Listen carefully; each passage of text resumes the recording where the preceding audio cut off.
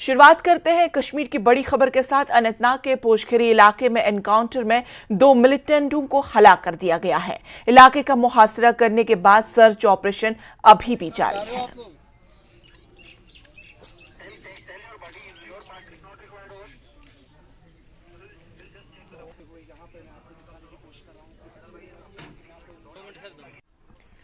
पोशखरी अनंतनाग से बड़ी खबर है। जिस तरह से हमने कहा था कि एनकाउंटर शुरू हुआ था कुछ देर कबल, और उसके बाद जो security forces, Indian army, Jammu Kashmir police या फिर सीआरपीएफ की अगर हम बात करेंगे तो उन्होंने पूरे इलाके को कॉर्डन ऑफ किया, और जिसके बाद एनकाउंटर शुरू हुआ। और उस एनकाउंटर में जो अभी तक हमारे पास खबर आई है उसमें 2 मिलिटेंटों को मार गिराया गया है, और जो सर्च ऑपरेशन है वो अब भी जारी है। और आप देख सकते हैं कि किस तरह से पूरा एरिया जो है वो कॉर्डन ऑफ है। ग्राउंड जीरो की तस्वीर आप देख सकते हैं न्यूज़ 18 की इन एक्सक्लूसिव विजुअल्स में। और ये कोशिश की जा रही है कि जो सर्च ऑपरेशन है उसको जल्द से जल्द ख़त्म किया जाए। और मैं आपको बता दूं कि ये जो ऑपरेशन था ये एक स्पेसिफिक इनपुट के बिना पर लॉन्च किया गया था, जिसमें फ़ौज की 3 राष्ट्रीय राइफल्स, अनंतनाग पुलिस और सीआरपीएफ शामिल थी। और उन्होंने पूरे इलाके को कॉर्डन ऑफ किया जब उन्हें ये इतला मिली कि इस इलाके में जो मिलिटेंट है उन्होंने पनाह ले रखी है। और जो ही जो सिक्योरिटी फोर्सेस की सर्च पार्टी थी वो उस जानिब बढ़ी जहाँ पर, उस स्पॉट की जानिब बढ़ी जहाँ पर मिलिटेंट पनाह लिए हुए थे। तो